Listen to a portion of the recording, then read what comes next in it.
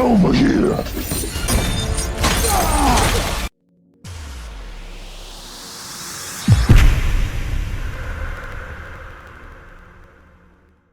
Going on, guys, welcome to another edition of the Narik Chase channel. I'm your boy Narik Chase, and in this video we are going to be talking about the 2021 Mortal Kombat reboot. Mortal Kombat is a fighting game franchise, one of the most popular and long-running ones of all time, and they had two movies previously to this. They had a web series, they had an actual live-action television series, they had a cartoon series, they got comics, and they have a shit ton of games. So Mortal Kombat is out there, and it is been just one of the best experiences in terms of fighting. This movie isn't the tournament itself. This movie is actually building up to the actual Mortal Kombat tournament, in which pretty much the fighters are gathering together. Now, there are some good aspects of the film. Literally the best part of this movie: Scorpion, Sub-Zero, the backstory, the rivalry, everything pretty much about these two is what makes this movie. They have the best moments in the movie. The only problem with it is Scorpion really isn't in the movie that much, because hell, when the movie first starts off, it's just a jamboree of what we like from Mortal Kombat: ass kicking and death in bloody fashion too. Scorpion and Sub-Zero pretty much make this movie, especially Sub-Zero. I love the take on the character in this film. Kano is another interesting character that actually makes the movie. He's an asshole. He's funny, you know what I'm saying? He's rude, he's brash, he's what you would expect from the character. I actually like Jax, I actually did like Liu Kang, and I like Kung Lao. To me, they actually personified the characters of the video game. In terms of the fights, I actually did think the fights were actually pretty cool. Some are better than others, especially, more specifically, Sub-Zero and Scorpion's fights are pretty much what make this movie. Everybody else's fights are alright, some even suck. The cast actually, I think, did a pretty good job, and I think they, again, are a really good cast for this Mortal Kombat film. Like the powers that you see in the game and everything, and how they're utilized as part of the combos, special abilities are in this film. It's a very, very fine line that they have to walk. In the game, it worked for the game, but not as much in real life.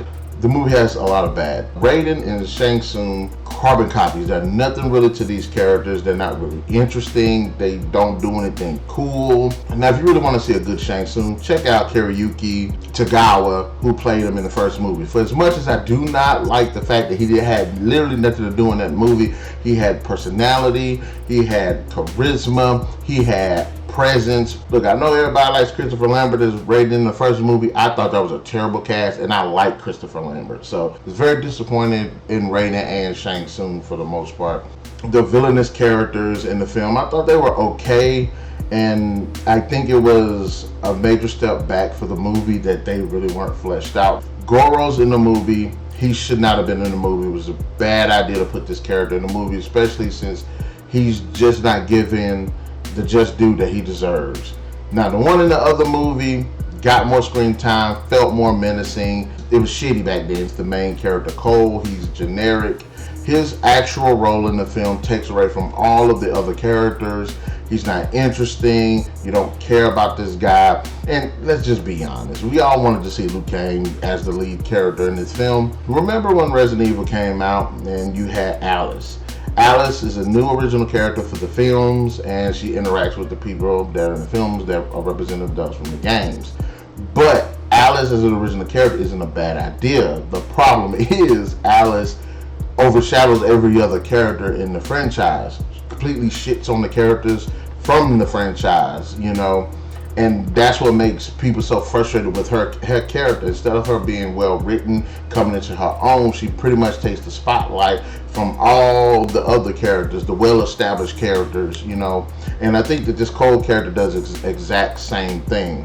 The actual writing around this character sucks. There's these useless tattoo things that are on people that make them, I guess, destined to fight in Mortal Kombat. Didn't really too much have a problem with that, because I guess that does make it just anybody can't just jump into Mortal Kombat. There have to be a select few people that can do it. I can tell you one thing, I heard another YouTuber say this, and I do agree with them. I think Mortal Kombat would benefit from like a cinematic universe. If they wanted to do a build up of the characters to the Mortal Kombat tournament itself, and probably what happens in the aftermath of it, They could have easily did that. Started off with a movie with Johnny Cage. Started off with a movie with Sonya Jackson Kano. Start off with a movie with Liu Kang and Kung Lao. Start off with a movie with Scorpion and Sub-Zero. Each one of these could have had interesting stories that led up to even more bigger stories and more connected stories within the Mortal Kombat mythology. A lot of problems with the film. Didn't mind the acting. I didn't really mind the characters. Cole hated the characters. Some of the fights are pretty cool. Highlight of the movie is how well they did Scorpion and Sub-Zero. Mortal Kombat